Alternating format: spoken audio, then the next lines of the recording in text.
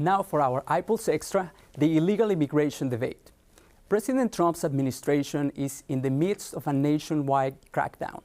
Florida Republican lawmakers are fighting with the governor over how far and how much to do. Reporter Alison Wallace sat down with well-known immigration attorney Richard Huber to discuss some of the issues that play in Florida and around the country. There are a lot. There's no doubt about it. I've seen numbers from more than 500,000 to numbers even greater than that. But in terms of where they're from, I have clients from all around the world. So I have clients from Haiti, from Nicaragua, from Colombia, Haiti, I already said Haiti, but Venezuela, Cuba. I mean, I really love being in Palm Beach County in particular because I think it's a very diverse community. So I'm able to represent clients from literally all around the world. And that's what I like about Palm Beach. Absolutely. Palm Beach is a good area. So going off of that question, what jobs do these immigrants in Florida typically have? And do studies exist that shows if they take jobs from U.S. citizens? So that's a great question too, because I feel my clients are so diverse in terms of what they're doing, because you get to know them after a while and get a sense for the work they do and financially how they're doing, et cetera. I have clients that set up businesses, successful businesses, clients that are doing landscaping, construction, clients that are doing pool cleaning. And some, when you can look at the numbers and during a case, I could see a lot of documents and some numbers are doing so well that it's really amazing. So there are a lot of entrepreneurs, a lot of people with this American dream that is so beautiful to see, because I think over generations, sometimes Americans, kind of lose sight of the fact that we have such amazing opportunities here. So my clients and immigrants in general, I think, remind us of these opportunities because in so many countries, they just don't have those. So it's very diverse. I have clients that do all kinds of different work. As far as taking jobs from Americans, I think that's a really challenging area. I don't really know of too many studies that go into that in detail, and I certainly don't trust any real conclusion from that because it's all about salary, prevailing wage, market conditions in terms of labor. A lot of arguments could be made that if the wages were higher, Americans would do some of the work that you have certain types of immigrants doing.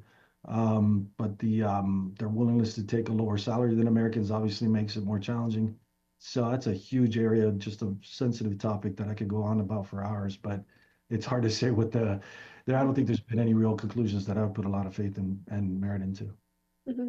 And how would you say this all affects Florida's economy with what we just talked about? I mean, I know, born and raised in Miami, living in South Florida most of my life. I lived in DC for a while. I went to school in Gainesville for a while at UF. Florida's just a huge, diverse immigrant community.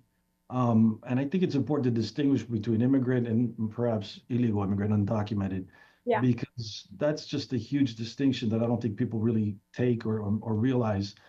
So it's a huge aspect of our economy. A lot of different industries really rely on immigrant labor. Like I mentioned, construction, agriculture, certainly, tourism services. So it's a huge part of our economy, and they bring so much to the table. It's a matter of, what kind of visas they have, what status they have. And unfortunately, if you do not have status, then like I said, it becomes a situation where they're paid far less and the issues and implications that come with that. Especially with all the hard labor jobs out there too. Yeah. They do a lot of that.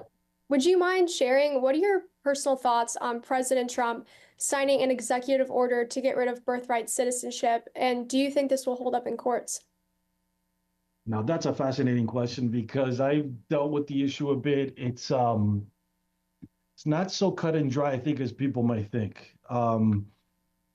There hasn't been a lot of litigation on it. There hasn't been a lot of clarification on it. And I think that's a reason why he's taken such an interesting stance from day one and issuing this executive order. I think there will be now a lot more litigation and clarification forthcoming, but it's going to take a while.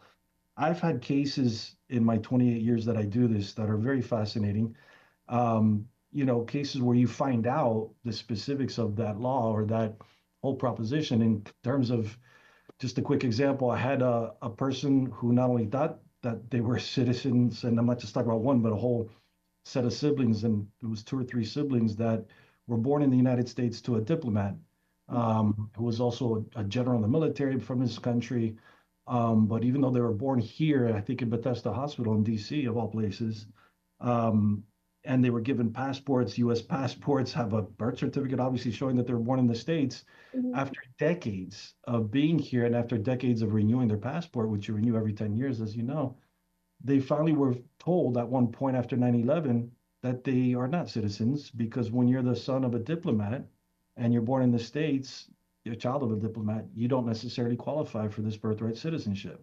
Oh, wow. Something a lot of people don't know. And it was very surprising to them. And, this was a really challenging case because could you imagine after decades of being here and thinking they're citizens to And then find out that they're not? with illegal immigration and the crackdown underway, there are so many supporters and opponents. What would you say about both sides as we move forward?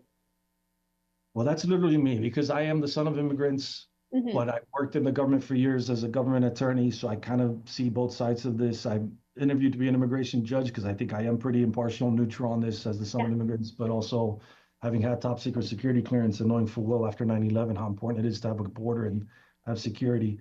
Um, it's challenging because you do see all this passion on both sides. Sometimes it's too much. It really is too much. People that believe we're on stolen land and that we should have no borders and have an open border are obviously insane. Like literally, that's insane to have that kind of a mindset after 9/11 and for so many other reasons.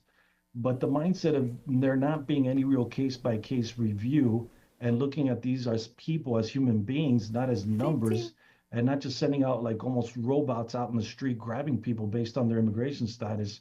I think that extreme is also ridiculous because they are people, they're human beings.